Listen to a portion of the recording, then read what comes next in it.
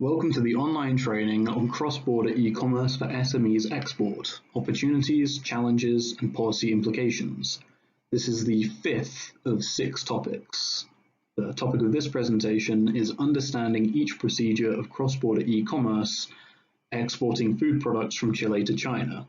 It has been prepared by Tengfei Wang, Jiang Wang, and Elliot Carpenter in conjunction with other SCAP projects regarding cross-border e-commerce.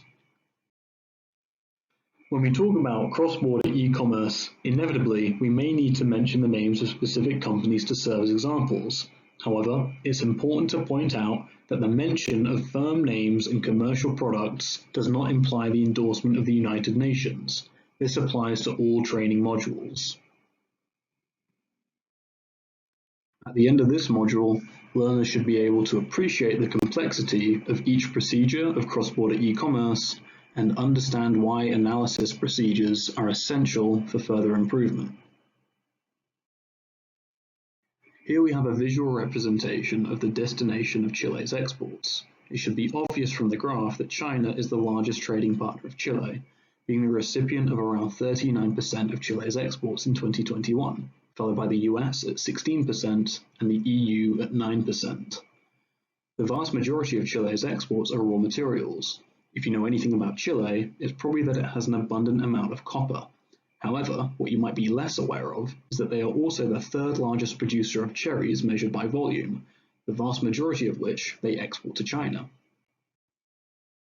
This diagram outlines all the steps involved in exporting food products from Chile to China. This process involves the buyer, the seller, the cross-border e-commerce platform on which they operate, logistics companies, customs, financial institutions, and bonded warehouses. These processes can be divided into buy, ship, and pay.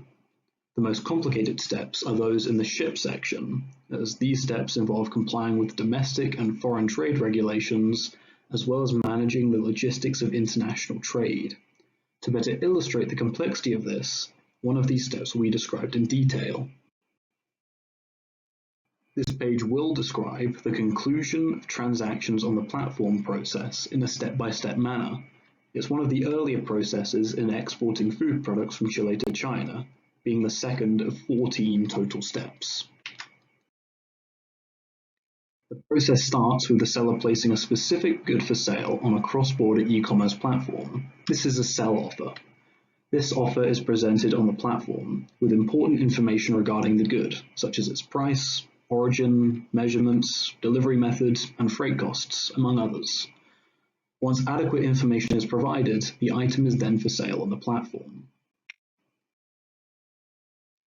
The next step takes place after a buyer places an order for the good in question. The buyer also provides information, such as the quantity of how much they want to purchase, surface methods, as well as the location of where they want the goods delivered. Once the buyer and seller agree on the trading conditions of the good, the platform will generate an online contract and send the order payment information to the buyer. Upon receiving this information from the platform, the buyer is required to confirm some basic information about their order before proceeding with payment. Payment can be completed using online payment tools such as Alipay, WeChat, or bank cards that are linked to the platform. After completing their payments, the seller receives a notification from the platform that the buyer has completed payment for the order. The seller begins preparing the good or goods for delivery. Once the goods have been shipped, the seller should promptly upload the courier's logistics number or other documents that prove shipment on the platform's transaction webpage.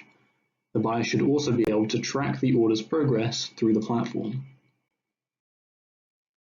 This table boils down one of those 14 procedures shown on an earlier slide into 3 distinct characteristics from which analysis can be made.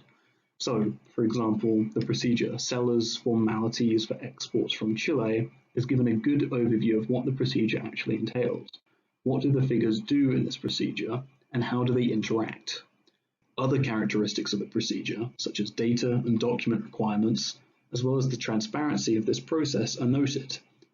This allows for the creation of some well-informed recommendations on how this specific procedure could be improved to make it more efficient, among other things.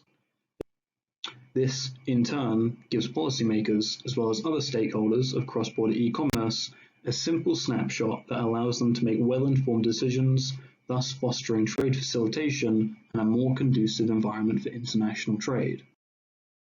For further information, please refer to these reports prepared by ESCAP, in particular, Understanding Every Step of Cross-Border E-Commerce, Exporting Food Products from Chile to China.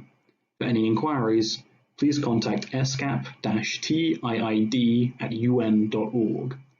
We're keen to improve this training, therefore, if you have any suggestions or feedback, please feel free to reach out to us. Thank you.